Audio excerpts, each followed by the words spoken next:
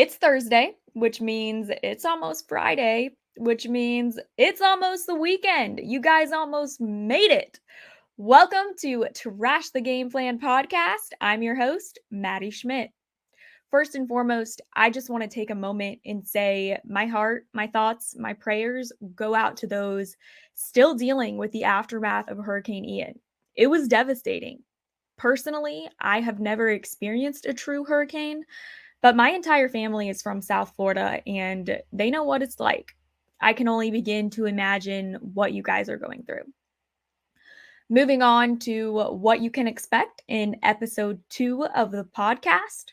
First off, I'm going to share some of my thoughts from this past weekend in the world of college football. Week 5, it did not disappoint.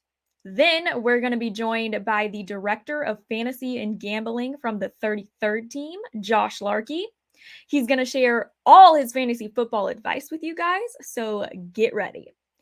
Okay, maybe not all because that would take forever, and I have a feeling you guys would hit that little red X in the corner and exit out, and I don't want that.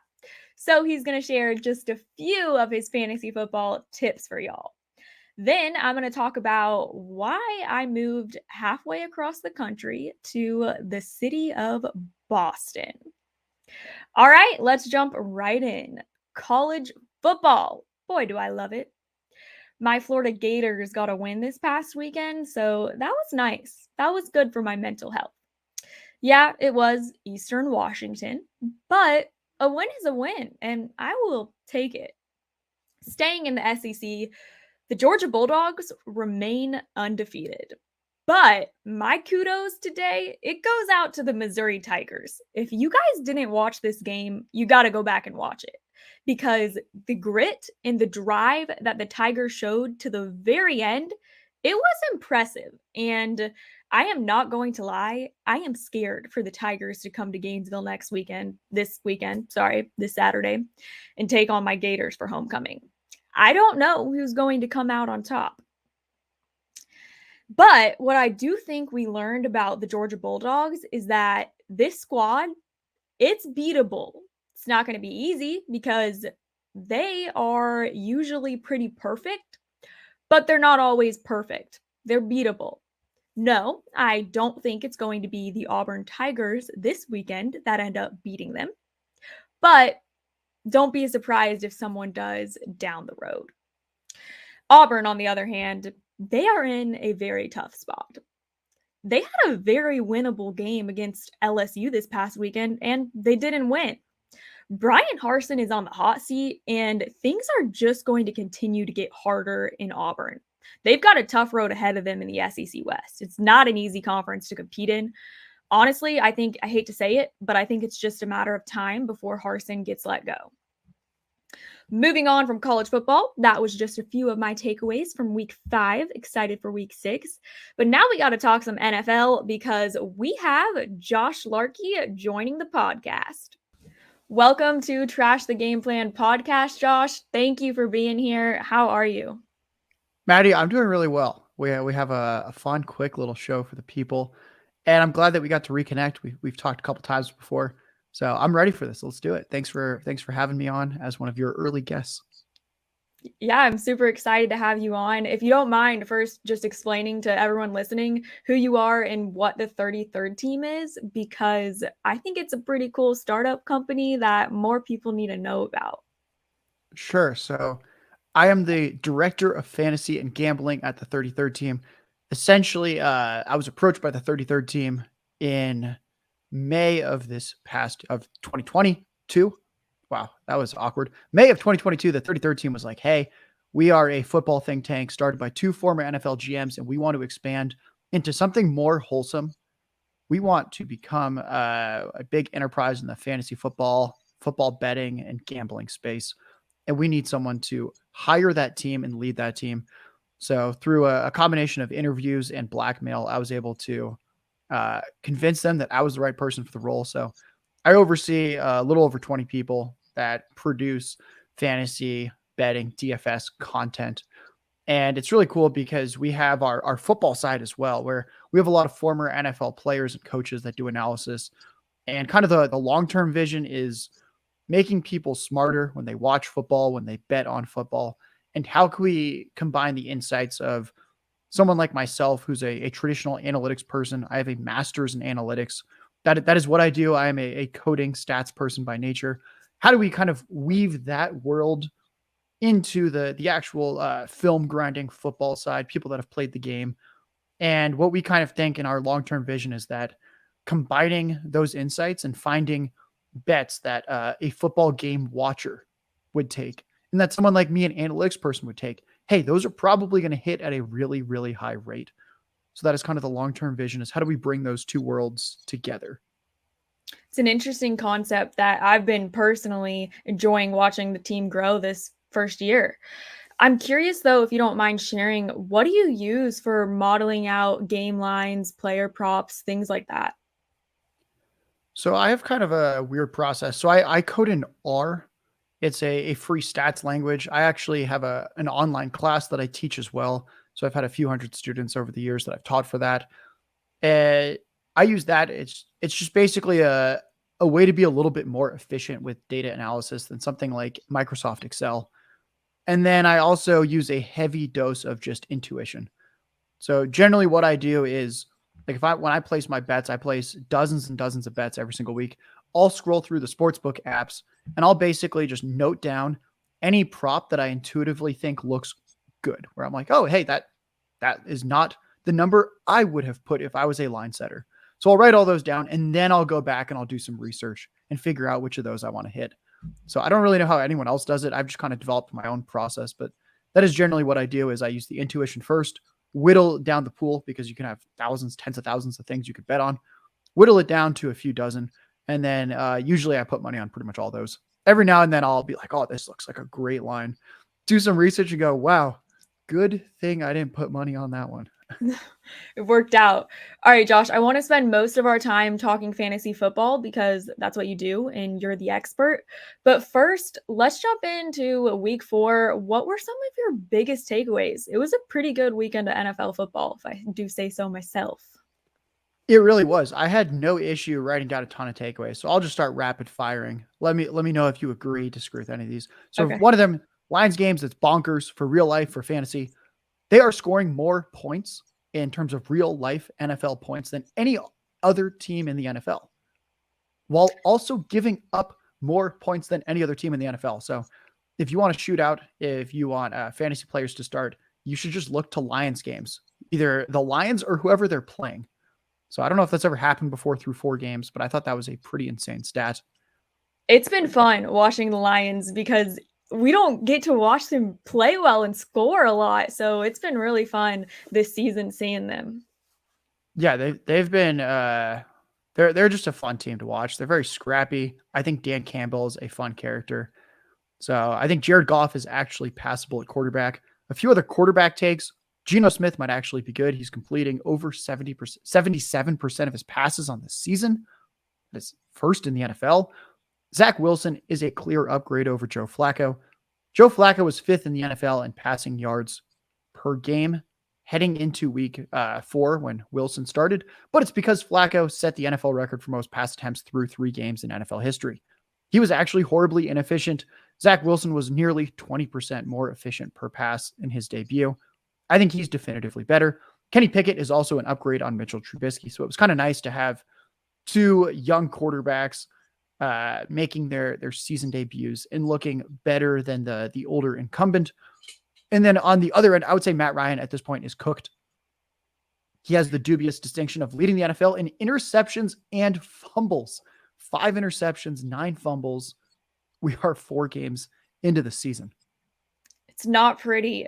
Staying with quarterbacks, Cooper Rush and the Cowboys making history. What are your thoughts on him?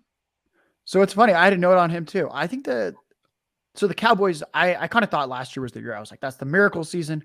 You have this ridiculously good defense that pops up out of nowhere. The offense looks great. Everyone's about to get more expensive. This is kind of their final year to do it. Week 1 is brutal. They lose Dak. They lose the game.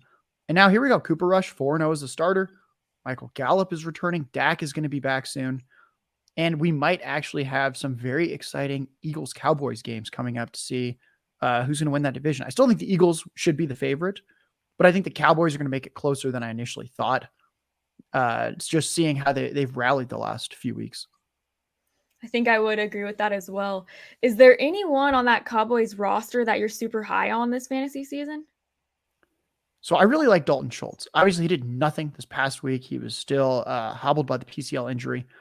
What I said all offseason in terms of why I kind of like Dalton Schultz is I think he's just good enough to command targets in that offense, and that there's just not that many good options there right now. There's CeeDee Lamb. He's really good.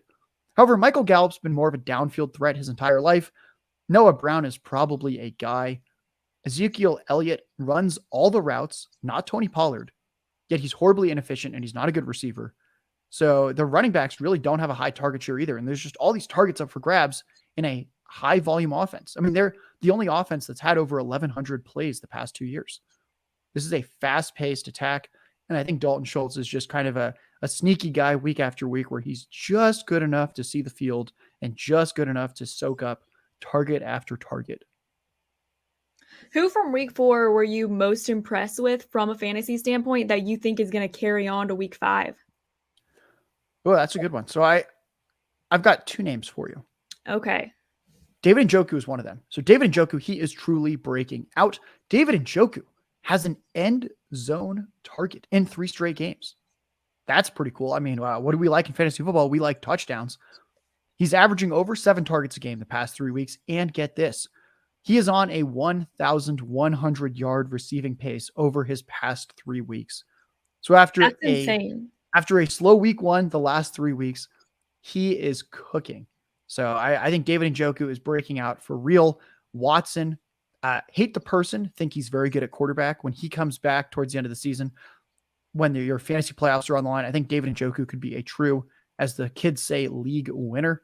And then the other guy that I really like is Devin Singletary, who has been a full-fledged bell cow running back, total workhorse, not just this past week, but 2 weeks in a row. So week 3, I was like, oh my God, he got 11 targets. He never left the field. That's very cool. He kind of did that last year towards the end of the season and in the playoffs. And then he was being 3-way time shared with Zach Moss and James Cook through 2 weeks. Week 3, total bell cow. Week 4, more of the same. So I think Singletary is someone that looks like a low-end RB1 for the rest of the season if he's going to be getting all the work on a top 3 offense. Pretty impressive. So we've got Broncos and Colts kicking things off Thursday Night Football for week 5. What are some players that you're definitely starting, if any, from these rosters? So I think one thing to monitor is what's going to happen with Jonathan Taylor. I do not believe he plays this week. Some reports said high ankle sprain. I watched the tape. I talked to some doctor friends of mine. It seems like it is a low ankle sprain mechanism, which means he should not play this week, but he's probably okay the week after. So I think that means Nyheim Hines right there. Hello. Nyheim Hines needs to be in your starting lineup for fantasy. If he's on your waiver wire, you should pick him up because Nyheim Hines, he's probably going to get 10 to 15 carries in this game. He's probably going to get 5, 6, 7 targets. That is what a low-end RB1, high-end RB2 in fantasy football looks like. So the Broncos, I think they're probably going to overwhelm the Colts at times, overwhelm this kind of mediocre offensive line at this point. And that means Matt Ryan, who's a stationary quarterback, is going to have to check the ball down. Hello, Nyheim Hines in the flats. So I think Nyheim Hines, great start. You still start Michael Pittman. One thing I'm curious about is what's going to happen with the tight ends in Indianapolis. I have never seen the usage pivoting back and forth so crazily between I guess week 1, it was Kylan Granson. It's like, oh, Kylan Granson, 7 targets. Last week, it was Jelani Woods, their rookie converted quarterback. He gets 2 touchdowns. And then this week, Mo Alley-Cox has over 80 yards and 2 touchdowns himself. I am still not confident about starting any tight ends, but I'm at least monitoring them because it seems to me like if one of them can secure the job, this is a fruitful role for fantasy. And I think that's about it on the Colts. There's not that many good fantasy options on the Colts. Matt Ryan, I still just would not want to start him unless I'm in a really deep 2-quarterback league. And then on the Broncos side, I think Russell Wilson is just like the classic player where when you start him, he's probably going to do poorly. When you sit him, he's going to do well. He's kind of just like oscillating on that borderline for me where most fantasy leagues are 12 teams. And I'm just not quite sure if he's one of the 12 best fantasy quarterbacks any given week. He's like right on the cusp. So I think if you don't have a better option, you just start him and see how many points you get that week. But I would say Cortland Sutton is a wide receiver 1 in fantasy. I start him every week. Jerry Jeudy, if you have him, you're starting him, even though he's been overall a little bit disappointing. And then I think the running back room is also interesting there because Javonte Williams had a major knee injury. I've seen reports from the Twitter doctors. It's an ACL tear mechanism. I've seen reports that he twisted his knee and he'll be back in 2 weeks. But I think it means Melvin Gordon, even though he's been fumbling a lot, even though the coaching staff has been frustrated with him recently, I think he's going to get a ton of work. He is someone I'm going to be starting across every fantasy league where I have him.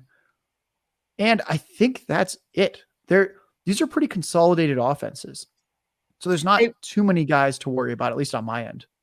Yeah, I definitely agree. Josh, thank you for sharing all your knowledge. And if those listening want some more fantasy help or any of that, check out the 33rd team because they got you covered. Josh has you covered. So thanks again, Josh, for joining the podcast. As always, I really appreciate it. Maddie, thank you so much for having me. And best of luck with the podcast, the job search. So hopefully one of these episodes, you'll bring someone on and they'll have something where they'll talk to someone or know someone. So I'll be rooting for you on the sidelines. So looking forward to Anything's it. possible. Thanks again, Josh. Moving on, have any of you guys ever took a leap of faith and moved to a city where you knew absolutely no one but one person? Sounds pretty crazy, right? Well, I did it. I took a leap of faith, something I don't usually do, to be honest. About a year ago, I decided to move up to Boston, where I know absolutely no one. I don't know anyone in the Northeast but my boyfriend, who at the time was working for the Boston Red Sox. So, let me give you the backstory. It's August of 2021. I just graduated college. It's now October of 2022. That's insane. How has it already been a year? I guess time really does fly. Anyways, I had just graduated college. I accepted a remote internship opportunity with the Draft Network. I was going to be a social media digital host and do some video production work, the whole 9 yards. But it was completely remote. So I was like, how can I get myself up to Boston with my boyfriend who was 1,000 miles away? The thought of doing long distance, even longer, was absolutely terrifying. We've done long distance before. When it was my last semester at UF, I was up in Gainesville. He was down in Fort Myers, about 4 hours away. Not bad. That's drivable in a day, but not 1,000 miles, not a 20-hour drive. That's not close. Massachusetts, Florida, they're not close. So I made the decision to move up to Boston and do my remote internship because I thought I had a plan. I thought that moving to a city like Boston, a big city with a lot of sports teams, Celtics, Bruins, Red Sox, down the road a bit is the Patriots. I thought that I was bound to get a job there. I was bound to find all these opportunities and make all these connections and network, which I tried to do, but it just didn't work out in my favor. That's okay. So I decided to move up to Boston, take a leap of faith, leave home, which was very scary because I'm a homebody and I am very close with my family. But I thought that it was time. It was time for me to go out on a limb and see what was out there. I was born and raised in Metro Atlanta my whole life, and then I went to school at UF. So I've been in the state of Florida for about 5 years now, minus the year that I moved up to Boston. I had never lived in the Northeast. When I moved up there, the culture shock, it was intense, guys. I'm sure if you've been to the Northeast, if you live up there, and then if you've been to the South, you can see the difference. It's crazy. My boyfriend and I signed a 12-month lease for an 800 square feet apartment with no air conditioning, no laundry, no parking. All that stuff, oh, that's extra. And that's normal. Not normal for me, but our rent was more than most people's mortgages on a reasonably sized house. It's crazy. City life is crazy. I thought that I would fall in love with it and it would be perfect for me, but it really wasn't, to be honest. It had its moments, it had its ups and downs. We made a lot of great memories and I learned a lot and I grew a lot as a person, but it was honestly the hardest and the toughest year of my life from a mental standpoint. I had never been that far away from home. I had never been that far away from my family and everything I knew. I had to grow up and grow up quick because I was practically alone physically. I mean, everyone is a phone call away, everyone is a flight away. My boyfriend was working incredibly long shifts, 12-hour days, usually longer, especially during baseball season. Those games are late at night. He's going in at 9, at 8, working till midnight, 5, 6 days a week. And I was left at home in the 800 square feet apartment doing my internship, trying to find a job, trying to network. And it just didn't work out the way I thought it would. Some things about Boston that I did not like were first and foremost the weather in the winter. Snow was a lot, so to speak. We had 30 inches one day. I've seen snow before. We got snow in Georgia, few inches, not 30. I'm a 5 foot female, rather petite. That's a lot of snow. If you don't follow me on Instagram, my personal Instagram, you should check out at Maddie Schmidt 15. There are some pictures of the Boston winters, and they were very intense. I feel like I'm still kind of recovering from the cold. I went out and shoveled snow off my car once, and that's when I learned, yeah, I think I'd be perfectly happy if I never have to do this again.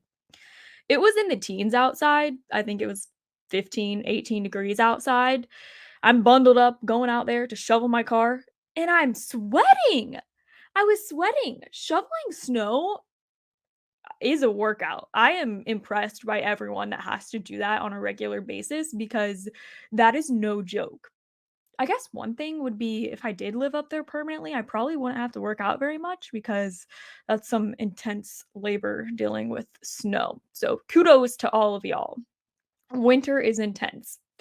I remember my hairdresser up in Boston. I saw her, I think it was November, maybe October, and she told me to get prepared for winter because seasonal depression is real. You don't see the sun. I was like, okay, yeah, sure, I'll be fine. She was right. The sun up in Boston was practically non-existent from Thanksgiving until Easter. It was so dark and so gloomy that I had to get a vitamin D supplement or my body would be deprived. Yeah, seasonal depression was totally real. To be honest, there were days I had it, there were weeks I had it. It is rough not seeing the sun and being trapped inside. It was so cold. There were some times when I only went outside once a week to hit the grocery store, and that was my social outing. It's also pretty difficult making friends as an adult outside of college, outside of school. It's hard, especially when you don't have a job, you don't have coworkers, so where are you gonna meet people? The grocery store? That's a little weird. Target? That's a little weird. I love Target, but I'm not gonna go make my best friend there. So it was rough, but we did get out sometimes and have some fun when the weather cooperated. So, I wanna share some of my favorite Boston restaurants because I love food and my life pretty much revolves around it sometimes. Usually, I'm thinking about what's for dinner, what's for dessert, how long is it gonna take, when can we have it? So, Boston restaurants, we're gonna kick it off with my favorite coffee shop in the United States. Some people are gonna argue that it's a coffee shop, not a restaurant. Why are you sharing it? Well, they did have food for the record. But it is Mary Lou's. They have multiple locations in New England, and It is the best coffee I've ever had. I'm an iced coffee fanatic, and they have over 30 flavors. I'm not kidding. You should Google Mary Lou's coffee. At first, it was overwhelming walking in there and seeing the menu. I'm like, "Oh my gosh, what do I order?" I think I asked the girl what she recommended because I just had no idea, and I'm the most indecisive person on the planet. But Mary Lou's is amazing. It got to the point where this is embarrassing, but I'm gonna share it anyway. I would walk in and the girl behind the counter would know my order. She would already start making it before I even order. Sorry, bank account. Sorry, mom and dad, but that coffee, Mary Lou's, it made me happy and I miss it. Moving on to a few actual restaurants. My favorite restaurant was Liberty Tavern. It's in Quincy, about 20 minutes south of Boston, but totally worth it. The best cheeseburger that I've ever had in my life. Got some onions on top, and I dipped it in buffalo gorgonzola sauce, which sounds weird, but the waitress put me on it the first time we went there, and I never looked back. Got it every single time. So good. They also have really good sangria. So if you're up in Boston, check it out. Another good place was Anchovies. That one was in the city, actually. I think it was the North End, but I'm not totally sure. So don't quote me on that. Amazing Italian food. And the portions were humongous. You would have food for days. Complimentary bread. We all love bread, or I think you do. Carbs are life. Then you get a salad that comes with too. Got to get your greens in. And then this massive pasta entree. We would have leftovers for days. Totally worth it. Totally delicious. Some things that we did in Boston for fun when it wasn't snowing all day was go to Red Sox games. They were so fun and totally something that I'm glad I got to check off my bucket list. Sitting on the Green Monster, that's pretty cool. That thing is big. Even though the Red Sox weren't very fabulous when I was there, still fun, still cool. Another thing we did was go to Nantucket and go to Cape Cod, which was definitely a bucket list item for me. It was just as beautiful and pretty as you see in pictures and as you hear people talk about. The flowers, and I just cannot believe the landscaping. I want that. I want to live there. I could move to Nantucket if I could afford it. The landscaping was absolutely stunning, and the food was also delicious. I remember going to this place, which I researched before because I am that person who plans out her food and restaurants before you even go to the place. I researched the best ice cream in Nantucket and realized that we had to go to Juice Bar. So we went to Juice Bar, my boyfriend and I, and he was like, I'm so full from dinner. I'm not going to get anything. I'm like, okay, I am also full, but I can always have ice cream. So the question is, and am I going to get 2 scoops or am I going to get 3? Well, I decided on 2, trying to be a little healthier, watch my weight, which is a good thing that I did because when I got that thing, it was humongous. I remember walking up to the counter. It was packed, by the way. Summer in Nantucket is full of tourists. Super long line. Everyone's waiting for their ice cream. I walk up there, and the guy next to me waiting goes, this older man, that there is as big as you. I'm like, yeah, watch me eat the whole thing, which I did, and it was delicious. You should check out Juice Bar in Nantucket. Something else we did, which my boyfriend was dying to do, is go whale watching, which sounded okay, that sounds interesting. That sounds fun. So we went to do it, and I did not expect to see so many whales. I know it's called whale watching, but why do they all congregate in one area? They were even jumping and doing all these tricks and stuff. It was really cool. They took us offshore a bit. It was a half day affair and it was totally worth it. Aside from the fact that I got seasick and thought I was going to heave on the hour-long boat ride offshore. I even took Dramamine. So just be prepared if you're going to do such attractions. But I do recommend it. Whale watching was very cool, something for the books. I just remembered that I forgot to mention one restaurant that was super delicious and one of my favorites, so I'm gonna go back to food for a second. Montilio's. This one was right down the street from our apartment. It was dangerously close. Their buffalo chicken pizza, absolutely amazing, with a side of blue cheese, of course. I also like ranch. I like ranch and I like blue cheese. A lot of people think that's weird, which I guess it is kind of weird because usually you like one or the other. But this chick, she likes both. What are you? Ranch? Blue cheese? Let me know. Anyways, so Montilio's, amazing buffalo chicken pizza. They also are a bakery, which is kind of odd. They do sandwiches, they do pizza, they do sweet treats and cakes, kind of everything. So you're bound to find something there. So Boston overall was not what I expected or what I planned, but it wasn't because of Boston. It was because of me and just trying to figure life out. Wasn't easy, but I learned a lot. Do I regret going there? Absolutely not. I wouldn't be the person I am today talking to you guys if it wasn't for that leap of faith. So sometimes it's worth it, sometimes it's not, but you just got to follow your heart. So, if you've ever been to the Northeast or Boston, I want to know, what did you do and what did you eat? So, feel free to let me know. I also want to know what you guys want talked about more on this podcast. And if there's anything else you want to know about me, feel free to leave a comment, shoot me a message. But this about concludes episode 2 of Trash the Game Plan. So thank you guys so much for tuning in, and I'll see y'all next week.